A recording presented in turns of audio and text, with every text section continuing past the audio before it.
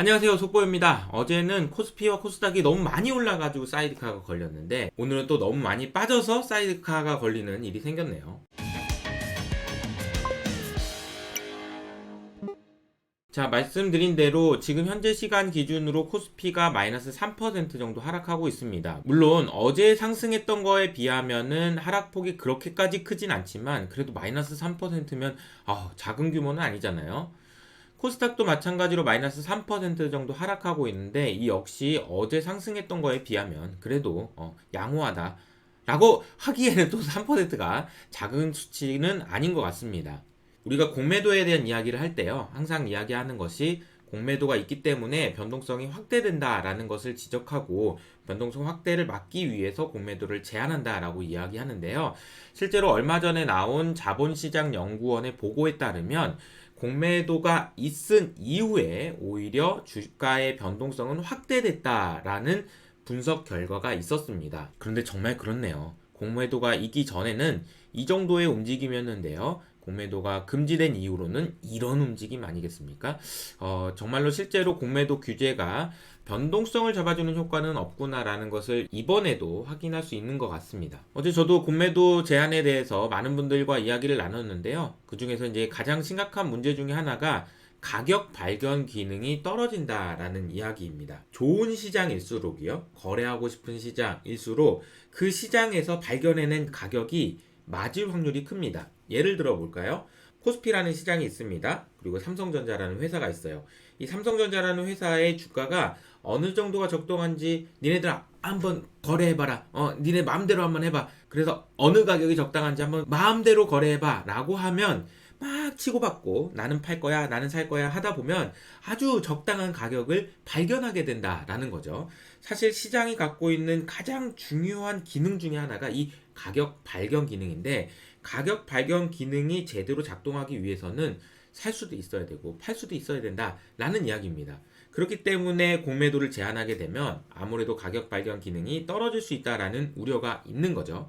그런데 한편으로는 이런 생각도 할 수 있습니다. 예를 들어 볼까요? 초등학교 5학년 반에서 선생님이 이렇게 이야기하는 거죠. 야, 너희들 이 문제에 대해서 너희들끼리 토론을 마음대로 해보고 가장 적당한 답을 찾아봐 라고 이야기했을 때 정답을 발견하는 기능이 제대로 발견되는지를 확인하기 위해서는 공정한 분위기에서 토론하고, 그리고 맞다라고 하면 인정해주고, 그런 분위기가 만들어져야 되지 않겠습니까? 그런데 어떻게 하다 보니까 목소리가 크고 싸움을 잘하는 애가 야 이게 맞아, 1 더하기 1이 왜 2야 3이야 막 이러면서 소리를 지른다든지, 그래서 1 더하기 1은 3입니다 라고 이야기했다라고 해봅시다. 그럼 이것도 역시나 가격 발견 기능이 제대로 발휘되지 못했다라고 볼 수 있습니다. 자, 공매도를 제한하는 이유는요, 이렇게 외국인 투자자들이 공매도와 관련된 행위를 불법적으로 행했던 것이 관행적으로 이어져 왔기 때문에 이것을 막겠다라는 의도였던 거죠. 둘 다 맞는 이야기긴 한데요, 걱정되는 것은 이런 겁니다. 교통법규를 지키지 않는다고 도로 자체를 그냥 막아버리면 어떡하냐 라는 비유가 참 적당하다고 생각하는데, 공매도를 우리나라만 제한하는 것 때문에 나타날 수 있는 여러 가지 문제점들은 이렇게 정의할 수 있는 것 같아요. 일단 쇼커버링이 다 끝나면 또 변동성이 커질 수 있다는 우려, 오늘도 일부 그런 모습이 나타나는 것 같죠. 두 번째로는 외국인이 짜증나서 한국 시장을 떠날 수도 있다는 우려, 이건 뭐 외국인의 마음을 알 수가 없으니까 잘 모르겠습니다. 세 번째가 가장 심각한 문제라고 생각하는데요, 밸류에이션을 하는 것이 점점 어려워진다라는 우려인 것 같습니다. 자, 이 말은 결국은 가격 발견 기능이 떨어진다라는 의미와 일맥상통하는데요. 공매도가 제한되게 됐을 때는 아무래도 오르지 말았어야 될 주식들이 올라갈 가능성이 더 커지기 때문에 어떻게 주가를 예측해야 되는지가 좀 막막하게 된다라는 거죠. 이렇게 되면은 에이, 저 시장에서는 난 거래 안 해 라고 떠나는 사람들이 한 명, 두 명씩 늘어날 수 있기 때문에 이 부분이 좀 걱정되는 것이 사실입니다. 개인적으로 이렇게 혼란스러운 상황에서 어떻게 투자하고 있는지를 좀 간단하게 말씀드리고 싶습니다. 이렇게 변동성이 큰 구간에서는 크게 움직였다가는 된통 당할 수가 있으니까 여러분들 차분하게 대응하시는 게 필요하다고 생각하고요. 내년 말까지 생각할 때 가장 중요한 것은 올해 있었던 제일 중요한 일이 무엇이었는지를 고민해보는 것에서부터 시작된다라고 봅니다. 올해 있었던 가장 중요한 일은 제가 생각할 때는 미국 국채에 대한 신뢰가 크게 흔들렸다라는 것인 것 같아요. 레이 달리오 같은 경우에는 미국 국채가 굉장히 안 좋은 상황으로 갈 수 있을 것 같다라는 이야기를 하면서 이 그림으로 설명할 수 있을 것 같아요. 총 부채가 너무 많이 늘었잖아요. 그러다 보니까 이자 비용도 증가하게 되죠. 근데 이자 비용을 더 내야 되다 보니까 국채를 더 찍어내야 됩니다. 근데 국채를 더 찍어내다 보니까 또 이자 비용이 또 증가하게 된다라는 거죠. 이자 비용이 증가하게 되면은 부채는 더 증가하게 되는 이런 악순환의 고리에 빠지게 되면 결국은 우리가 아무리 물가를 잘 전망하고 아무리 연준이 금리를 그만 올려더라도 미국 국채의 금리는 그냥 더 많이 올라가 버릴 수 있는 최악의 상황도 생각해 볼 수 있을 것 같습니다. 그럼 우리가 생각할 수 있는 부분은 이런 거죠.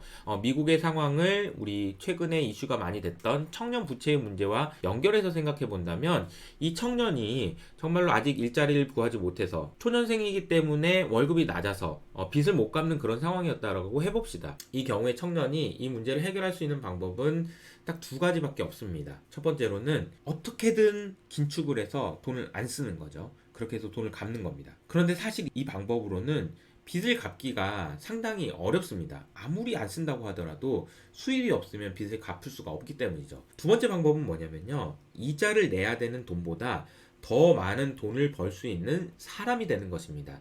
로또 아니고요. 그런 일회성 요건이 아니고 내가 생산성이 높아져서 이 높아진 생산성을 기반으로 해서 수입이 계속 발생할 수 있는 사람이 되는 것, 이것이 사실은 청년 부채 문제를 해결할 수 있는 거의 유일한 방법이거든요. 물론 이 문제가 너무 어렵기 때문에 청년 부채 문제가 해결하기 어렵다라는 이야기이기도 하죠.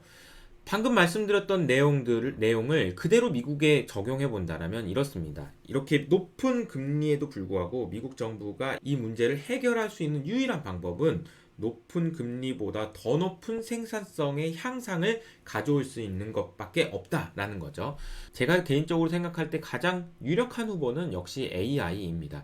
지금의 금리보다 훨씬 더 뛰어넘을 수 있을 정도로 생산성 혁명을 만들 수 있는 유일한 방법은 AI라고 생각하고요. 마침 어제 저녁에 오픈 AI에서 GPT라는 것을 발표했죠. 이 GPT는 이런 겁니다. 우리가 알고 있는 챗 GPT가 아니고요. 예를 들어서 이런 거죠. 이호석이 그동안 해왔던 수많은 말들을 다 던져주는 겁니다. 던져주고 너는 이호석 GPT야 라고 이야기하는 거죠. 그러면 이호석 GPT를 사용하시는 여러분들은 저와 이야기하는 것과 비슷한 느낌을 받는, 그래서 저하고 상담하는 것과 같은 그런 느낌을 받을 수가 있습니다. 이런 GPTS를 단테님이 소개해 주실 때 세 가지 특징으로 말씀하시더라고요. 첫 번째로 코딩을 할 필요가 없다. 제가 방금 말씀드렸던 이호석 챗 GPT를 만드는데 코딩이 하나도 필요 없이 데이터를 갖다 그냥 집어넣기만 하면 만들어진다는 게 첫 번째고요. 두 번째로는 이것을 공개할 수도 있다라는 겁니다. 내가 만든 GPT 잘 만들었지? 어때? 재밌을 것 같아? 라고 얘기할 수 있는 거고요. 마지막으로 더 중요한 것은 그것을 판매할 수도 있다라는 겁니다. iOS 생태계가 만들어진 이후로 생겨났던 수많은 빅테크 기업들이 갑자기 떠오르면서 GPTS가 실제로 실현됐을 때는 또 얼마나 많은 새로운 부가가치가 창출될지 기대가 되는 것 같습니다. AI가 잘 되는 시나리오가 이 국채에 대한 문제가 긍정적인 방향으로 흘러가는 것이라고 생각하면 부정적으로 흘러갈 수도 있죠. 결국은 빚을 못 갚는 상황이 되고 미국이 여기저기 전쟁 지원하고 그러느라고 돈이 더 없어지고 이런 상황이 된다면 저는 이 상황을 해지할 수 있는 유일한 방법은 비트코인이나 금과 같은 대체재에 투자하는 것이라고 생각합니다. 장기적으로 봤을 때 긍정적인 시나리오를 생각하신다면은 AI에 계속해서 관심을 가지셔야 될 것 같고요. 올해는 AI가 가능하도록 만들어주는 엔비디아나 HBM 같은 그런 기술들이 주목을 받았다면 내년에는 이렇게 AI가 실제로 적용되는 것을 통해서 나타나는 부가가치가 어디서 나오는지를 체크해 보시는 것이 중요할 것 같고요. 가장 유력한 것이 바이오가 될 수도 있을 것 같고요. 마이크로소프트가 만드는 그런 소프트웨어가 될 수도 있을 것 같습니다. 어디가 될지는 아무것도 모르지만 중요한 것은 AI에 대한 관심을 계속해서 가져야 된다라는 거죠. 그리고 만약에 안 될 수도 있잖아요. 그럴 가능성에 대비하기 위해서 이런 대체 자산에 대한 관심도 계속해서 필요하지 않나라는 생각이 듭니다. 사이드카가 이틀 연속 걸리는 일도 쉽지 않을 것 같은데 어쨌든 변동성이 클수록 여러분의 짜증지수가 올라갈 가능성이 있습니다. 그러나 짜증지수가 올라가는 것은 투자에 도움이 안 되니까 여러분의 성공 투자를 위해서는 짜증을 가라앉히시고 좀 차분하게 생각하시고 투자하시기를 권유드리면서 저는 여기서 인사드리도록 하겠습니다. 감사합니다.